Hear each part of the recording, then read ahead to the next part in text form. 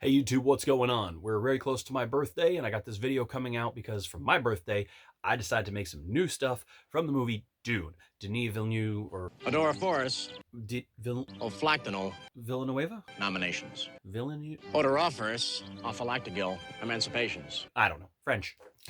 So Denis' new Dune has come out.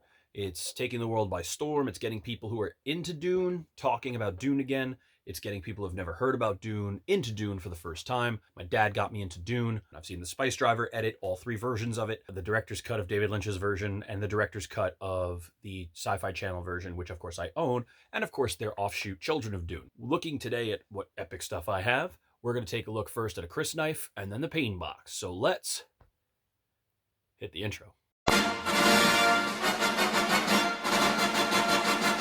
Behold, my stuff. All right, so the first thing we have up here is a Crysknife, and I got this from Crossfire props, and I jumped on this right away because I was a big fan of the fact that they were molding them and casting them in resin. I did not want a 3D print. I am not a fan of 3D prints. They're kind of a pain in my ass. Resin prints are better, but I prefer resin cast props. I like painting resin props, like working with resin props. I know how resin behaves, so I prefer that. I did not pick up the United Cutlery one, not because I don't like it. It's just a simple matter of I want to paint it, and I'm not going to repaint a United Cutlery prop. I probably will still get a United Cutlery at some point down the line, just not right now. But I went ahead and painted this up. So this is actually a really beautiful... I'll block my face so you can see this. It's actually a really beautiful casting. A lot of great detail. And it's thin. It's gorgeous. It's a good size. It does have a bit of balance to it. It does feel nice. It feels like something you might see blade style wise on like Forged in Fire. It's a decent length. It's overall, it's really, really cool. I like it a lot. It looks a little small in my hands because I'm like a foot taller than Timothy Chalamet, but it's sized to his style. And there have been 6 or 7 of these released in various styles that we've seen, the different paint job and everything. But these paints, I used the exact same paints that SKS Props used on their tutorial. So if you see their foam dagger that they made and painted up, if you want to know how I painted this, that is exactly what I did. So go pick up those Liquitex paints and follow that tutorial and put your own flair on it. But basically, the only difference is instead of using a black wash, I used my classic Kiwi shoe polish, which is what I use for washes. And so that's where I got my final version. But overall, really happy with it. It does have a nice fade and has that nice sheen from the varnish. So SKS Props, thank you very much for that tutorial. Really dug this. So this was the first thing from the new film that I got my hands on and decided to paint up and make. But I wanted to display something with it, and I was going back and forth about how I wanted to do that. Obviously, I want the Duke's ring. I need it. I must possess it. I will possess it. It's just a matter of playing the waiting game right now as a couple people work on them. There's also an official one rumored to be coming out. There's already mention that one will be released if you fund $250 or more into the Kickstarter for the graphic novel. I'm not doing that. That brings us to the box. And this is, of course, the iconic scene that's been in every visual Dune, the gum jabbar test, where is Paul an animal or a human? To be with an animal! And so she says to him, put your hand in the box, and he asks the famous question. What's in the box? Everybody thinks it, even when before 7 there was Dune. Dune is the invention of what's in the box. But to be fair, everybody thinks of What's in the fucking box? right. So he says, what's in the box? She says, pain. And it's one of the most quotable lines from any Dune. It's a line that nobody messes with. And so I was trying to figure out how I wanted to do the box. And as you can see, my hand is humongous. So my hand is actually bigger than this box. And so it doesn't really fit. So you kind of have to scrunch your hand to put it in to get that look, which I'm fine with because, again, I'm a little bigger. So it's meant for tinier people. But overall, this was just a 3D print. As I said, I'm not a huge fan of 3D prints, but you could see the print lines on the back and things like that. This is how it came to me. It looked like this, but it was just solid, like sheen green. It was not a good thing. So what I did was I hit it with a base coat primer, gray, hit it with glossy black, sanded the gloss completely off pretty much, and then exposed a lot of the gray to give a little bit of a base tone to work with. And then I started hitting it with some greens. The main thing was to get a base color that really did have sort of a marbled stone texture to it. So what I do is I take a variety of different colors. I don't really mix them up, and then I just paint with them with a big wide brush so that all the colors go on unevenly, and then I kind of blend them and feather them together. Nice, fresh, new brushes, dry brushing. And it gives that kind of, I learned it doing theater background in college. I actually went to school for art. I have an art degree. And one of the classes that I took was theater design and theater background. So they taught us different things about how to paint like that. And so I just applied that to this on a smaller scale. So instead of doing big, large stuff, I actually tried to emulate a little bit of the Hobbit's Erebor greens and things like that. So I kind of just did that. And so I was left with this. So essentially my box looked like that. Now the thing is, there's a design on the top. What you do is you go get Photoshop and you grab some screen caps and you distort and you change the image and you do your best to grab and blow up a template for yourself. Now you could cut the template out and just glue it to the top of it and call it a day. So what you would do is you would measure this out. This is just a little shy of about 4x4. So I made it match that. I cut it out and I put it on. Once I've done that, I take my rotary tool and then I just trace the edges.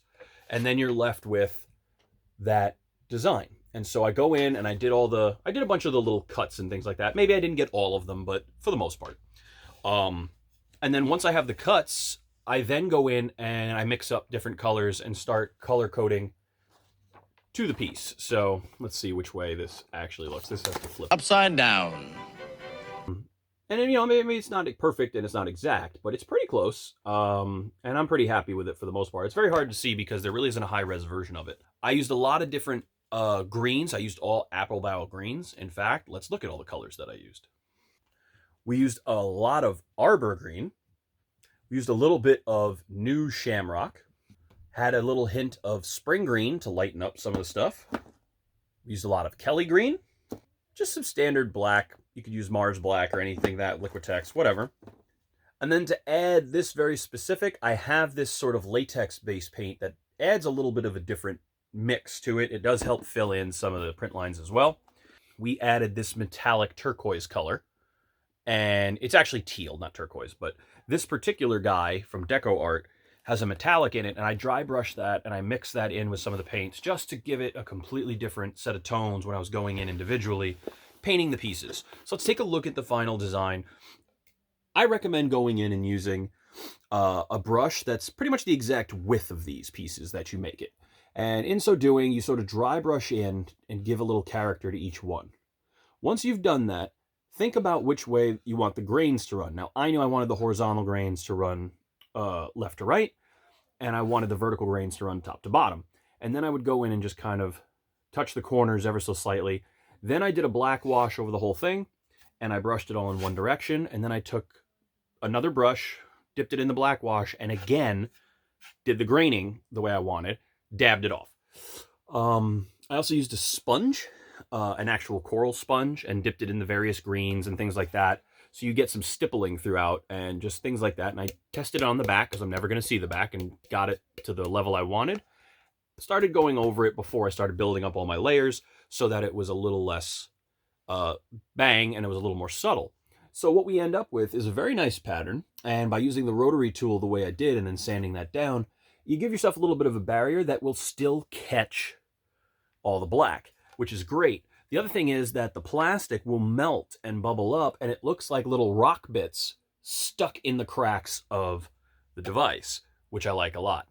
The box came with flat sides, so I did not detail the sides of my box. Will I eventually go and do that? Maybe. Do I really care? Not really. I was mostly interested in the top. I also did not go in and detail the inside with the same mosaic. So what I did was I just took a big fat brush and with different greens pulled streaks like that. And then I put a paper towel inside, pressed it down, and then just pulled it. And so what that creates is a little bit of that aspect. So you do get a little bit of that. And then you're just hitting the edges like dry brushing. just like you always would. Get the lighter greens, do a little bit of the turquoise, just get a bunch of different ones and just kind of hit it all. And then there you go. You got your paint box. So does what I want it to do. Looks very nice, coloring-wise, contrasted with the Crysknife. So my display is going to be a little bit of Paul's important items. So I'm going to have the box, I'm going to have the Crysknife, and I'll have the Duke's ring, and it'll all kind of encompass everything that Paul does. If I can get my hands on one of those spice vials that they're doing in the giveaway, I might do that. It's really going to depend on whether or not the spice vial shows up in the movie. So far, we haven't seen one. So if it does, great. If not, no big deal. But pain box, Crysknife, Muad'Dib, Usul. This is Paul Atreides' setup so far. And like I said, you can pick up all those greens at your basic hobby shop. You can get them anywhere. Most of them you can actually get at like Dollar Tree. You could go to Michael's. You could go get Liquitex, which is more expensive. I don't think more expensive paints make that big a deal, especially when you're looking to make something old. The cheap stuff works. I like making the cheap stuff work. As far as the Crysknife goes, I'm super happy with the results following SKS Props tutorial. Do it. Just follow his tutorial. It's fantastic. Thank you, SKS, and thank you for the face template that he gave away for free. I am currently working on one of those. I don't know if I'm going to full-blown do a still suit. I might just do a vest, but I want to make a Fremen costume really bad. I've always wanted to be a Fremen. So I may end up doing a generic Fremen. I think that would be fun. Thanks for checking out my stuff. More Dune stuff will be on the way in various increments. Keep an eye out for some more Evil Dead stuff coming this way. We also have another item. I've mentioned several times that I'm a huge Highlander freak. I absolutely will do a video on the Kurgan in the near future, and I hope to be doing a video in conjunction with an H1 Highlander sword that I'm working with a couple people on. Thanks for checking out my Dune stuff. Mihal Kaifal.